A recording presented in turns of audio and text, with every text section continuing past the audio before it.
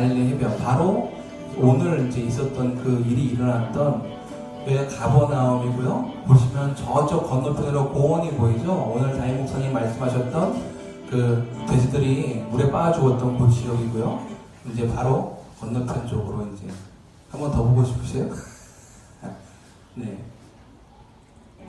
이렇게 보시면 여기가 가버나움인데 베드로와 그 안드레 그리고 야고보와 요한의 고향과 같은 곳이에요. 실제로 가시면 이제 베드로 고향이 있습니다.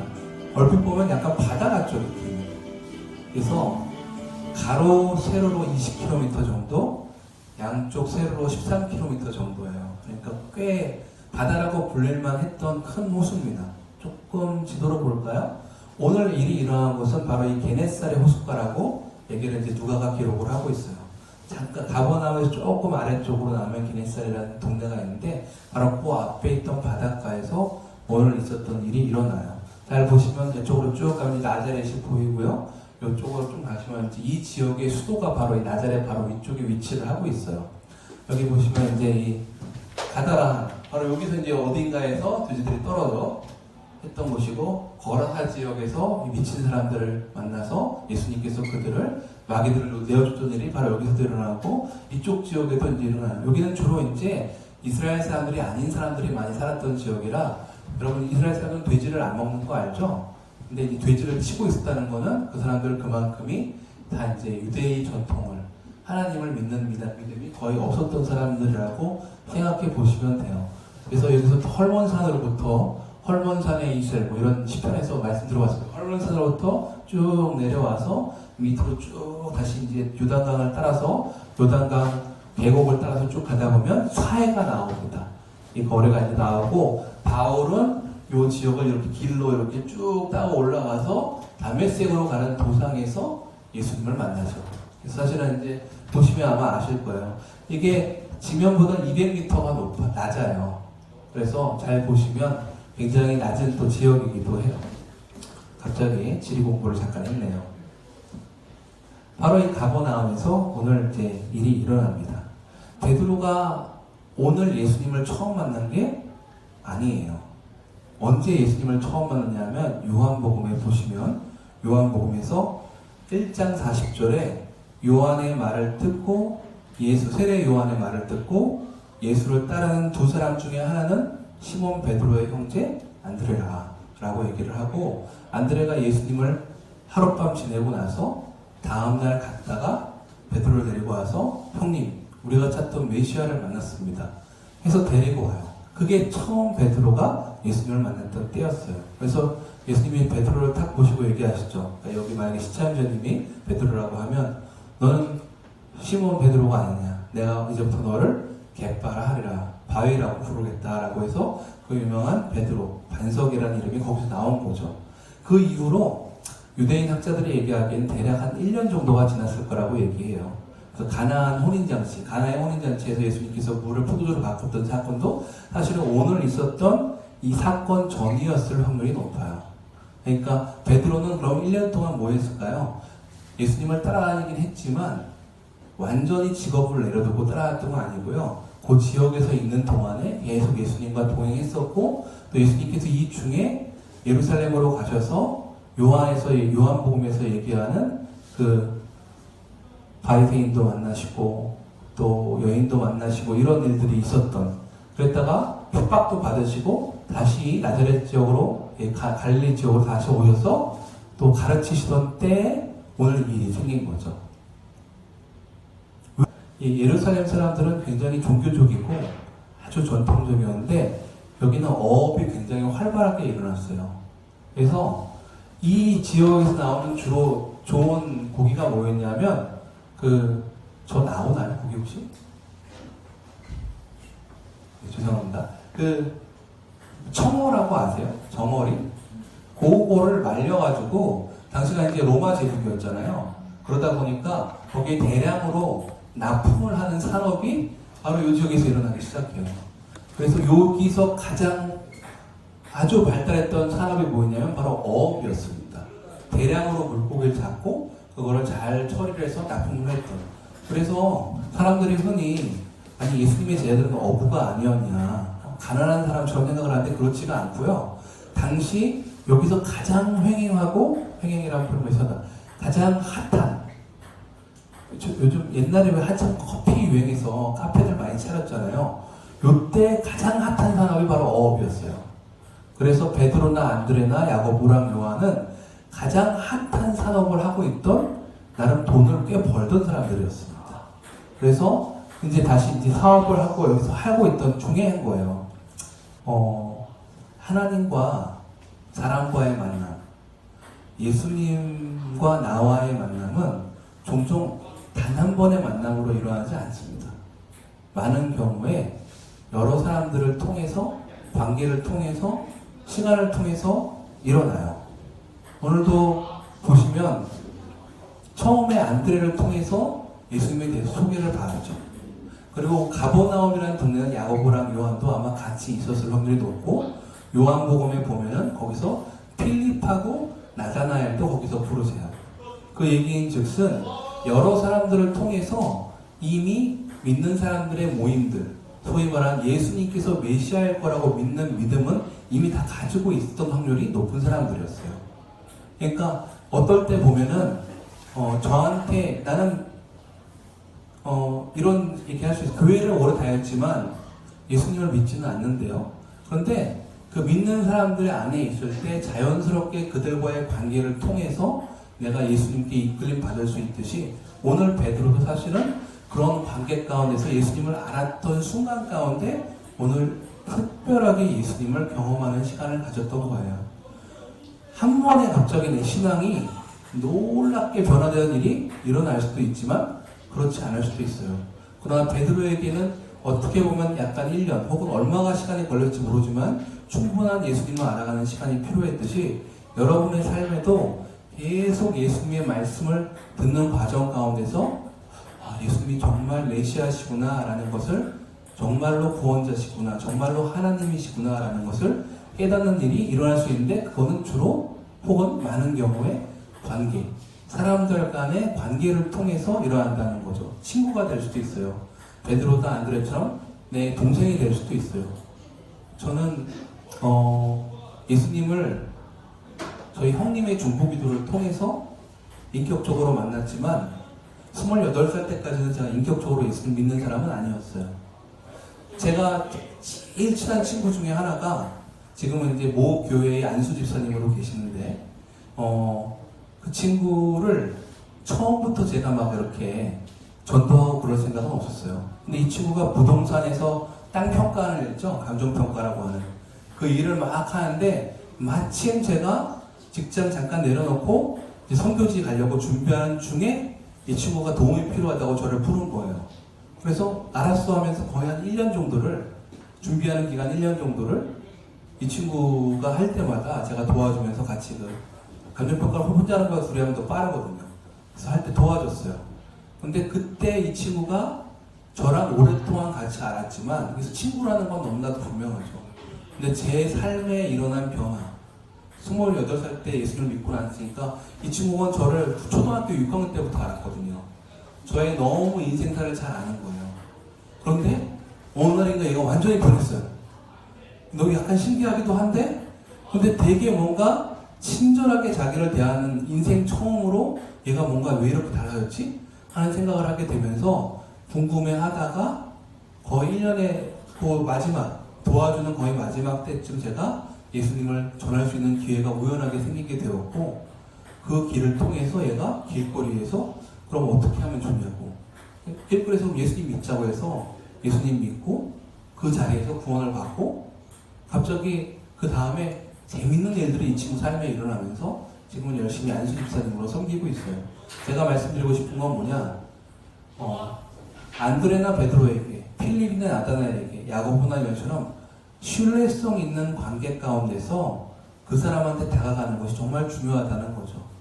그럴 때에 비로소 내가 예수님 전하려고 그 사람한테 가는 게 아니라, 먼저 사랑하는 마음이 내 안에 있을 때, 그래 내 동생이 하는 말인데, 혹은 필립이 하는 말인데, 이런 신뢰함 안에서 나다나엘도 무슨 거기서 나사렛에서 무슨 선한 게 나오겠어라고 말은 했지만, 자기의 가장 친한 친구가 얘기하는 거니까 그래도 관심을 가졌다는 거죠.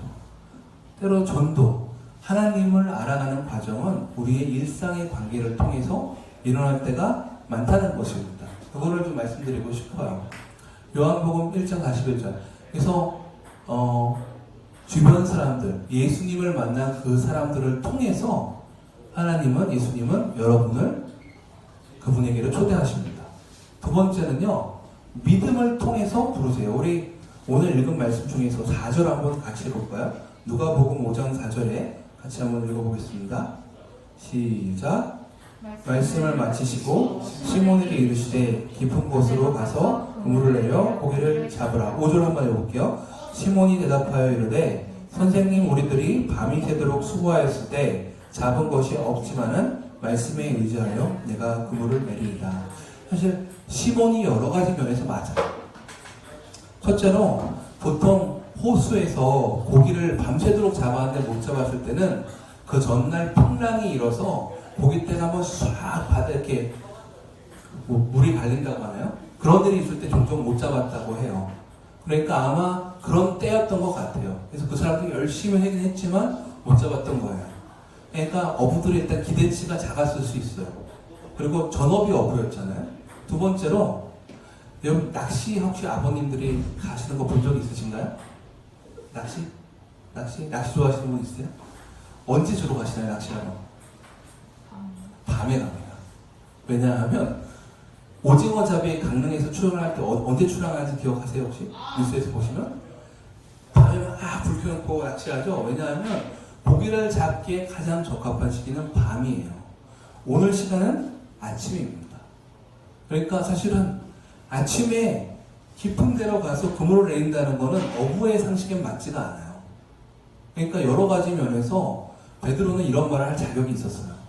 선생님, 우리들이 밤이 새도록 수고하였지만 그 좋은 밤타임에 낚시를 해도 저희가 잡지를 못했는데 말씀을 왜 하십니까? 저는 그물 안 내리겠습니다. 갈 수도 있었어요.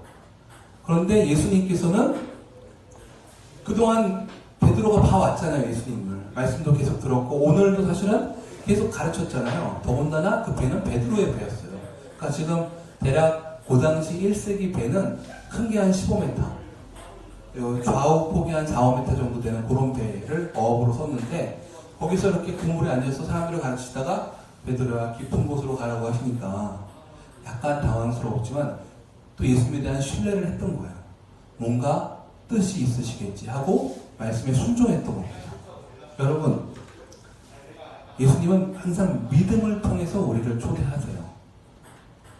내가 되지 않아. 내가 오랫동안 여기 있었는데 뭐가 달라지겠어.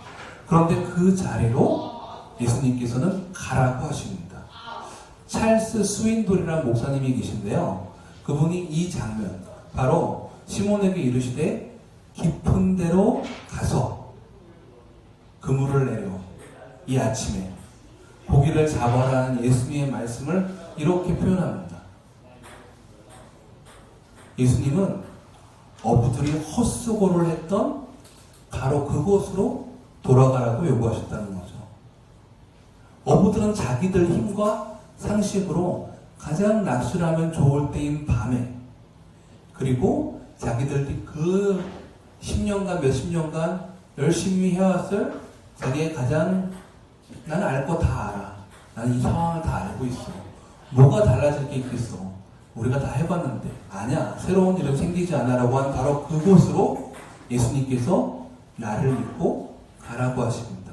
때로 인생에서 우리는 예수님을 상식으로 이해하려고 하고 또 뭔가 내 경험으로만 이해하려고 한다면 여러분은 베드로와 똑같은 생각을 하고 있을지도 모릅니다. 그런데 사실은 예수님은 그 자리에서 너 혼자 있었지 않냐, 그 자리에는.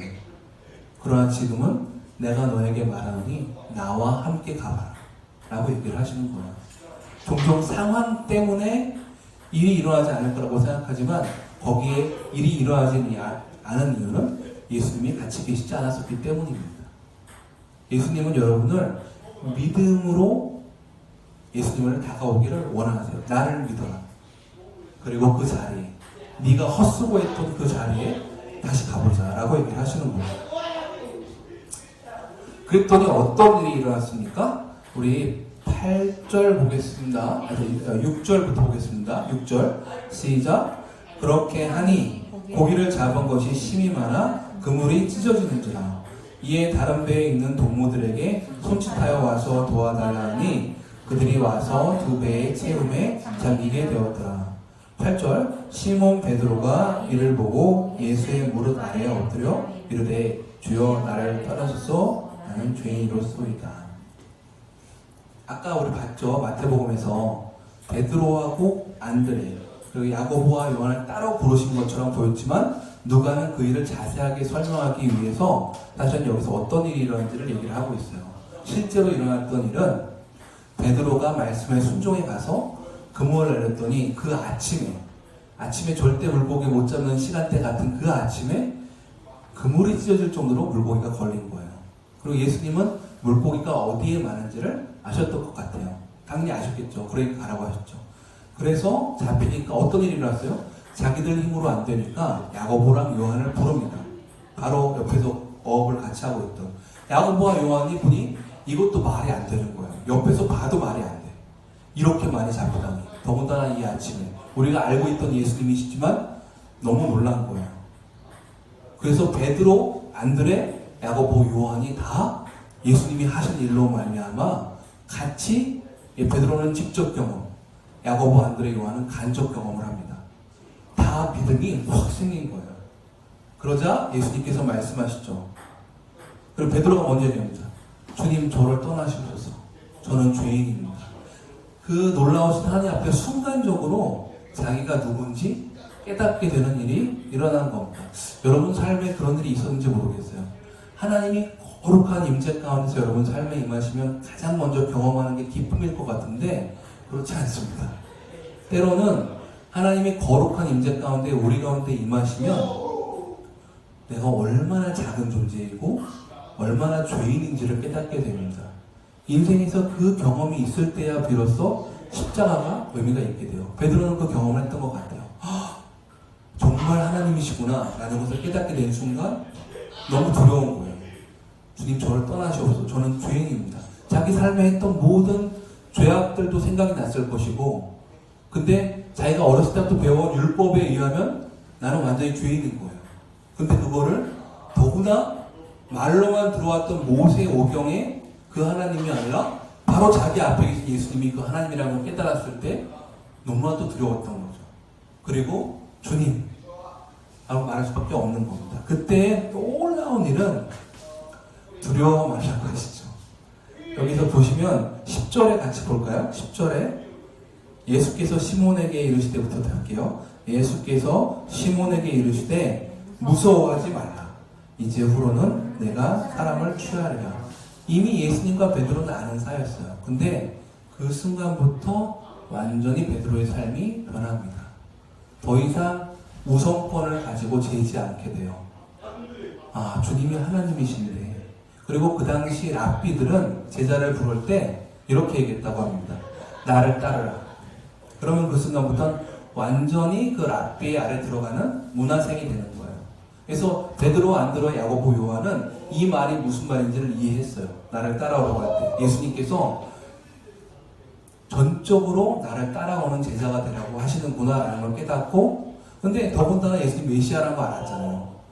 아 이제부터 내 삶은 하나님한테 붙잡힌 삶이 되는구나 라는 걸 알면서 그 다음부터 뭘 버려요? 그물을 버리고 아버지를 버려두고 이걸 깨닫지 못하면 이런 일은 벌어지지 않죠.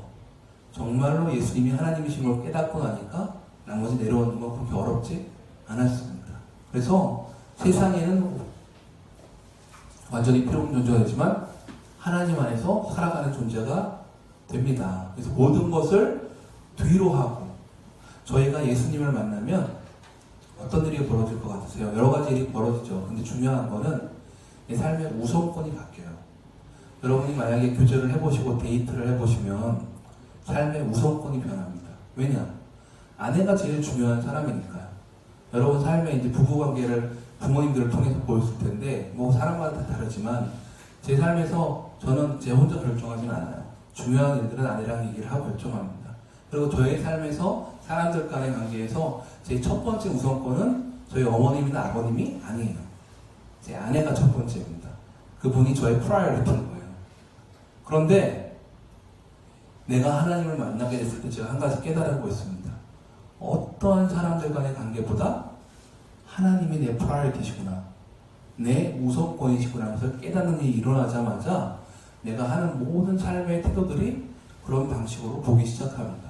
주님이 내 안에 들어오시고 내가 인격적으로 주님을 만나고 내가 정말 예수님께 내 안에 사시는구나 할 때 내가 할 수 없는 것들이 있었어요. 거짓말하기가 양심에 찔리죠. 남한테 안 좋은 행동하기가 양심에 찔립니다. 그런 일 하게 되면 가서 용서부터 구했어요. 왜냐하면 우선권이 바뀌는 거죠. 삶에 이런 건 더 이상 하지 말아야지. 억지로 하려고 했던 것들이 아니라 자연스럽게 떠나게 됐습니다. 이게 우리가 예수님을 받아들이고 인격적으로 만나게 될 때 벌어지는 일인데, 오늘 이것을 누가가 누구한테 들었는지는 모르겠지만 누가는 바울하고 주로 많이 사용을 했는데, 그러나 분명히 누군가한테 듣고 그 얘기를 아주 상세하게 적었던 것 같아요. 물론 그 당시 베드로도 누가 당시에 살아있었고 하니까 여러 번 얘기를 했을 것 같아요. 어떤 일들이 있었는지. 여러분 주변에 예수님을 만나고 삶이 변하는 사람들의 얘기를 한번 잘 들어보세요. 그분들을 통해서 하나님이 역사하십니다. 하나님께서 여러분을 부르실 때 잘 기억하셔서 이건 아닌데 라고 생각되는 것 있다면 여러분 한번 생각해 보세요. 내가 왜 이렇게 생각하고 있지? 제가 여러분들에게 이거를 한번 말씀드리고 싶어요. 지금 한번 물어볼까요? 누군가로부터 혹은 누군가에게 예수님에 관해 소개를 받고 있거나 내가 전하고 있습니까?